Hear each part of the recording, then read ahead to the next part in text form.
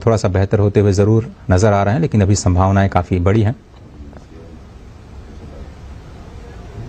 आर्थिक मोर्चे आप देख रहे हैं सीधी तस्वीरें हैदराबाद हाउस से, जहां पर ग्रीस के प्रधानमंत्री किरियाकोस मित्सोटाकिस और प्रधानमंत्री नरेंद्र मोदी द्विपक्षीय वार्ता के बाद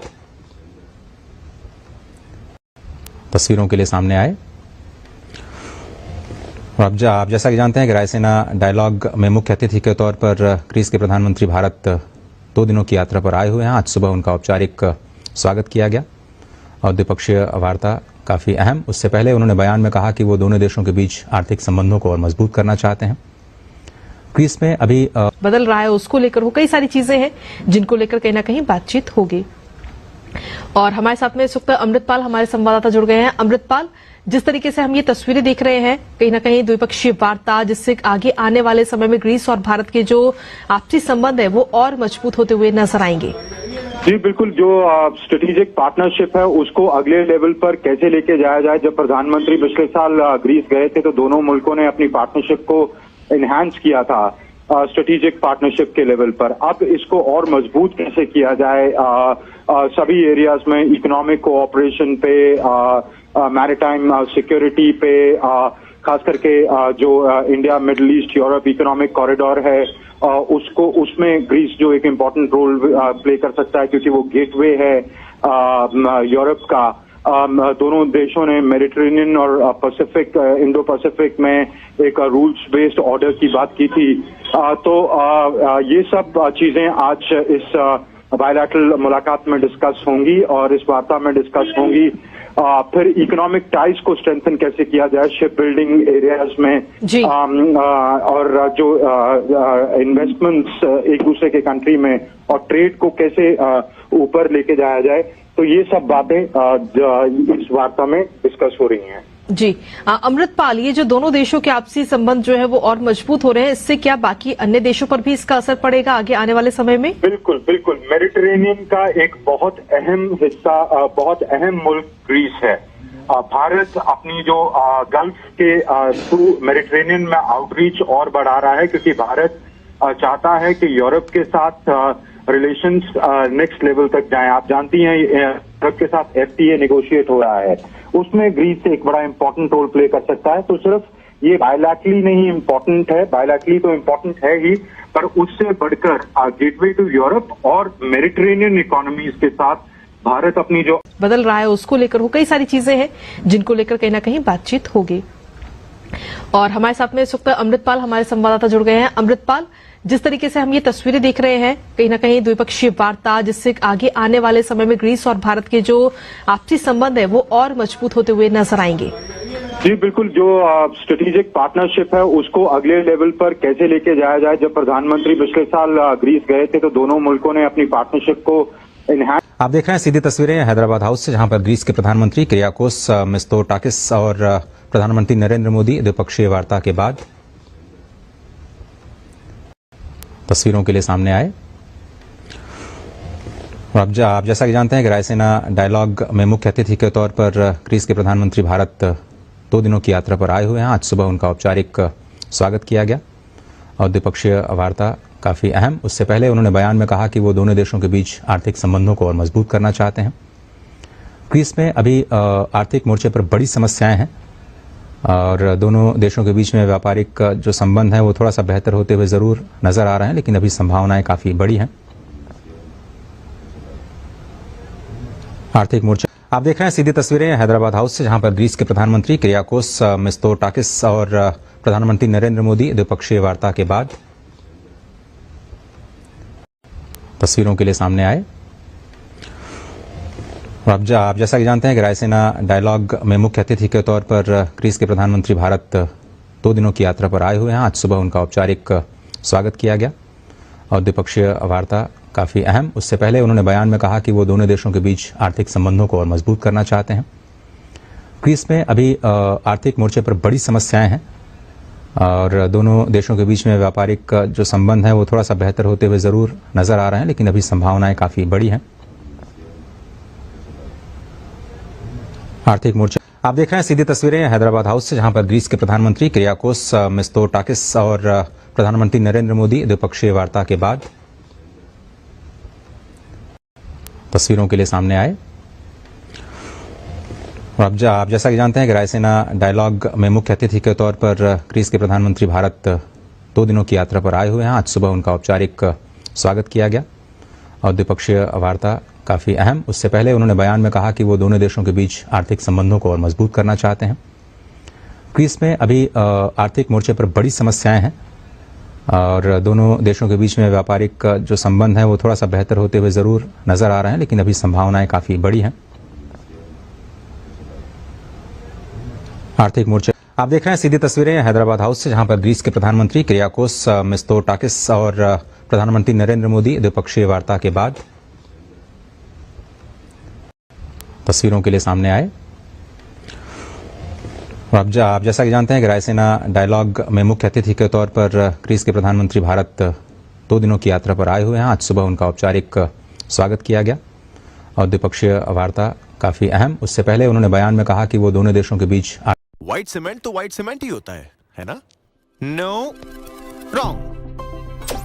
एक्चुअली ये एक 21st सेंचुरी रेवोल्यूशन है जो शुरू हुआ था 20 साल पहले इंडिया में, जब बिरला व्हाइट ने पुट्टी में इन्फ्यूज किया व्हाइट सीमेंट। फ्लेकिंग ऑन, मजबूती ऑन।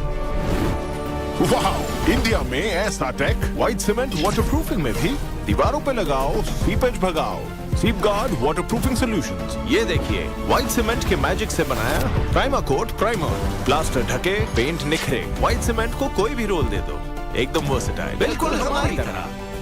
तो जब दीवारों की बात हो, व्हाइट सीमेंट का एडवांटेज लो। बिरला व्हाइट का white cement advantage.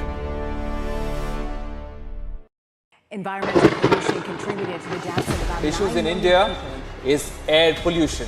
Pollution led to around 8.8 million premature deaths.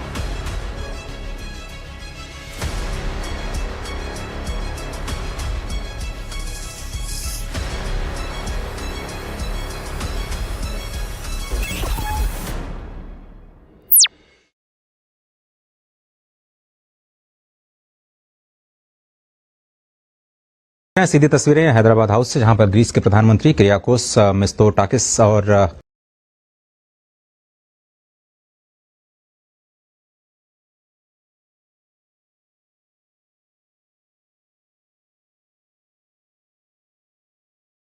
Tell me, what is it about Mr. Pandian that a 5-term chief minister trusts him so implicitly? I also keep asking him this. I'm still waiting for an answer from him. As Honorable CM has always said, that people of Odisha will decide who will succeed him. If you do good job, honest job, he will stand behind you. When the files were put up for giving Wheeler Islands to DRDO, the file had come to Biju Patnaik with every suggestion to reject it, why it should not be accepted. Mr. Abdul Kalam was the DRDO chief that time. Biju Babu had called him for a discussion. So he asked him only one question: will you promise me that if we give the land, you will make an intercontinental ballistic missile from here, which will hit the heart of China? Mr. Abdul Kalam promised that, sir, I will do it. Biju Babu signed the file, giving the land to them, free of cost. I never thought that I'll get into IAS. I was studying in a government school. I never thought I'll become close to a chief minister. I never thought I'll leave IAS and join politics. So there is some force which is pushing you, and I believe strongly that it is a divine force. 500 years nobody has done it because of the risk, political risk involved in this project. Honorable CM had told at that time only that if you lose, it's okay. If I lose also, it's okay. I want this thing to be done. He believes in doing politics only during elections. He fought against the corruption of Congress in the state.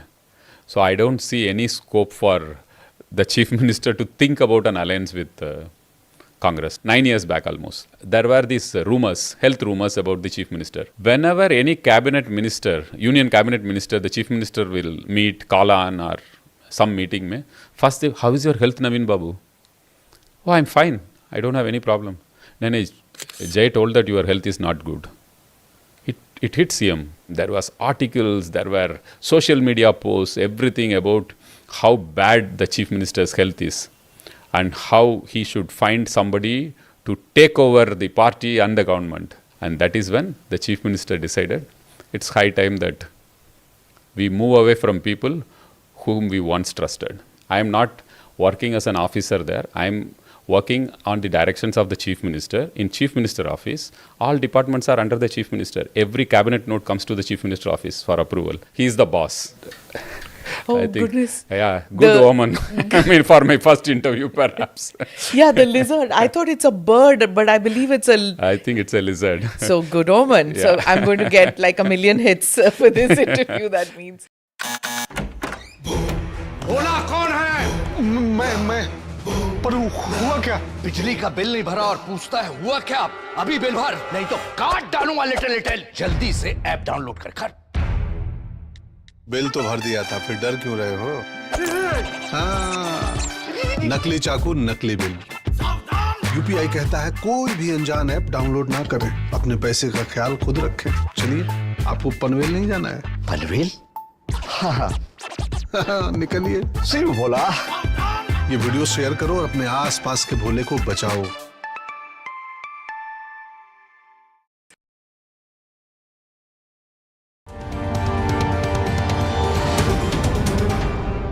Namaste, Jai Hind. Welcome to another edition of the ANI podcast with Smita Prakash. This episode is being filmed in Bhubaneswar, the capital of Odisha. My guest today is Mr. VK Pandian, a former bureaucrat and close confidant of the Chief Minister Naveen Patnaik. The very elusive VK Pandian has never given a television interview or podcast. In fact, he rarely speaks to the media. So this episode of the podcast is all the more special because many people say that Mr. Pandian is a political figure who's being groomed to take over the party reins once Mr. Naveen Patnaik, the current Chief Minister, retires from active politics. Mr. Pandian, thank you so much for being part of the podcast. I'm really looking forward to our conversation. Same here. Jai Jagannath. Thank you. Jai Jagannath. Jai Jagannath. So, I'm of course going to begin with who's this mystery man, Mr. Pandian. Nobody knows in the country who's this person because there's so much mystery around you because you don't give television interviews, you don't give news interviews only, and everybody wants to know what it is about Mr. Pandian that people wonder that he keeps to himself, elusive person. So introduce yourself to the people of the country and to even Odiyas. Perhaps I got inspired by Honorable CM. Correct. His style is that. Yes. And till the other day, I was in the Indian Administrative Service, where we have to be behind the screen always. You do work for the government, so you don't get a chance to come out in front. But I've seen that you take it to another level completely. You even when there's criticism about you, you are shy about it. You don't respond. You don't react. You just do your work. I've seen. So, is it because you were directed by Naveen Babu, or is it your natural self? I think one gets inspired being with him for more than a decade. You are working so closely with him.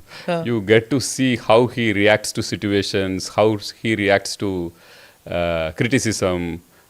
So you get inspired by him. Perhaps something of him has rubbed in me.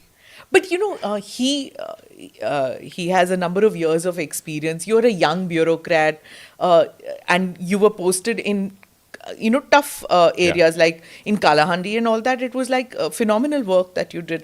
So I'm sure as a young person you would have lost your temper at times, and you would have like, why are they writing this against me? What is this? You don't feel like responding ever? I thought that the work should speak. That's like nice. how Sachin said that my bat should speak. Okay. So our work should speak more than... So tell me, what is it about Mr. Pandian that a 5-term chief minister trusts him so implicitly?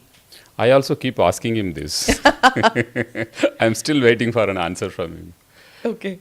Perhaps we both share that commitment for people. Okay. Something which I got inspired from him. Right. In fact, I got Punjab cadre initially in 2000. And in 1999, super cyclone had hit Odisha very badly. Odisha was in a very bad shape. So there was a dilemma which cadre I should move. So I decided to go to Odisha because Mr. Naveen Patnaik had taken over as Chief Minister of Odisha, and the director of our academy said, that go to Odisha, you will get great chance to work. And there is an honest person who has become chief minister. Okay. So you will get great scope to work. So that's how I came to Odisha. And from that day, I got great deal of independence to work in whichever post I have been, whether it is sub-collector or additional district magistrate in Rourkela or as district magistrate in 2 districts, including his own district. What was the first meeting that you had with Mr. Naveen Patnaik? Tell me about that. I was sub-collector, a young sub-collector. He had come to inaugurate some projects in... Where was this? In Kalahandi, Dharamgarh. So that was the day he was, it was 2003 or 3. So that was the time India Today had adjudged him as one of the top chief ministers of the country, first time. So he had come with that India Today and he was reading that magazine. Okay. So that is the first memory I have of our Honorable Chief Minister. And what was your first impression when you met him? He was unlike a political person. Okay. Whatever stereotype one has about a political leader, he was completely unlike. Very warm, very down to earth, very humble, and had an eye for good work. He had come and he immediately appreciated me for 2-3 things, which I thought was very nice of him to tell to such a junior officer. What was the work? He spoke about the paddy procurement which I was doing, which the administration was doing. Kalahandi used to be a food deficit district. Yes. Kalahandi was known for those... I remember as a journalist, my generation of people would, Koraput and Kalahandi would, be the dark zones of the country, of famine, of food shortage and all starvation deaths and child sale and all those things used to happen. Yeah. So during our chief minister's time, the face of Kalahandi actually changed. He brought in irrigation in a large scale. So he transformed the grey areas of drought-prone areas into green areas. So we have food surplus in Kalahandi. When I was posted there in 2003-04, we have to sell a lot of paddy. That was a big challenge, and ensuring minimum support price for the farmers. And from subsistence agriculture that was practiced out there. Yes. And bare subsistence, even Absolutely. if I might say that. Absolutely. You were selling it for rest of the state. Absolutely. That's one of the biggest transformations the Chief Minister had done for Odisha. In 2000, we used to be a food deficit state. We used to depend on Punjab, Haryana, other states for our own food security. The public distribution system will wait for rail wagons to come from other states. Okay. So if the wagons are delayed, the food security and the public distribution system will get delayed. So the Chief Minister decided that Odisha has so much of water, so much of fertile land. So one of the biggest challenges he took was that he will transform the agriculture of Odisha. Okay. So he invested heavily in irrigation, he invested in agriculture practices, and in 8 years, Odisha had become self-sufficient. In food grain production, it became self-sufficient. Okay. In 11 years, Odisha became food surplus. That is one of the biggest transformations we brought, and now we are the 3rd largest contributor to the country's food security.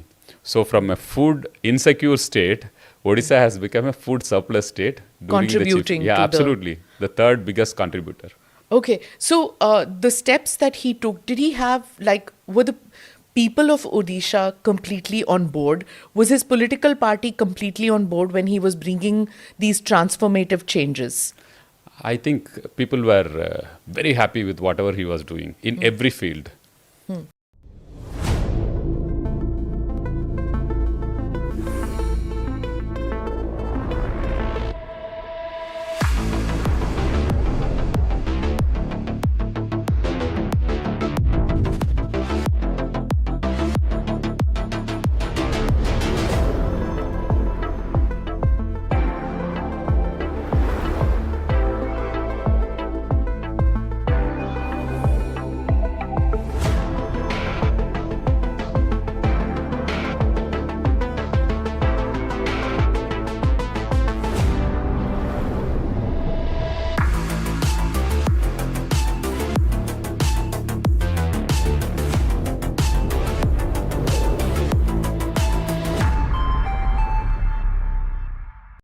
whether it is disaster management, where he has set global benchmarks, or food security, or tribal empowerment, or education, every field.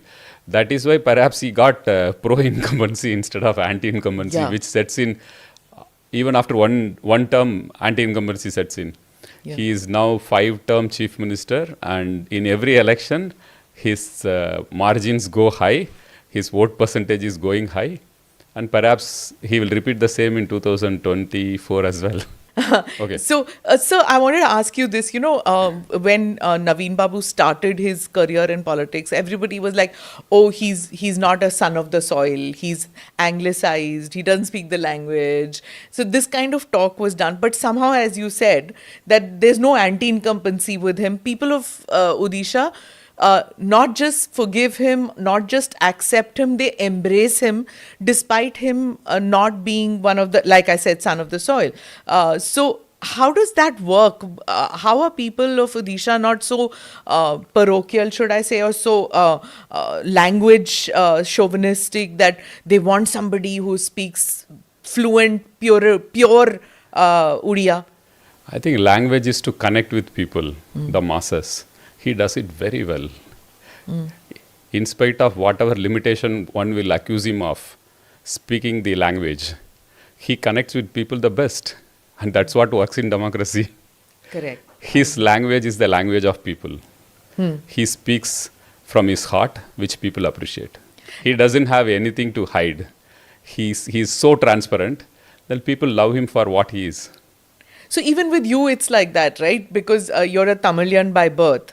So I would think that when you chose to come to Odisha and work out here, you have a similar kind of a trajectory in the sense that you are not fluent with the language, though you learnt it.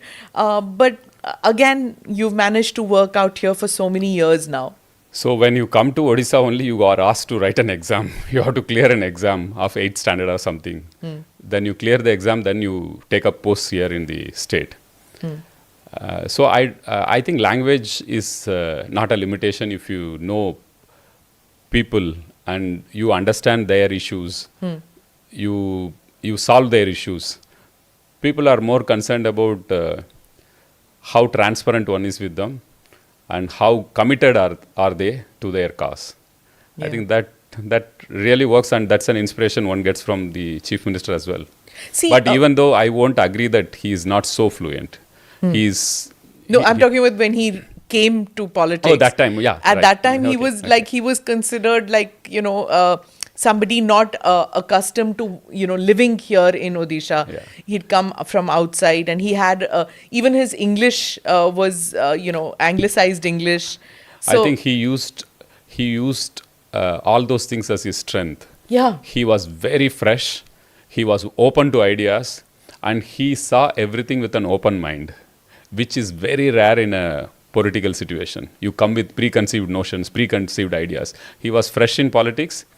He didn't have much experience.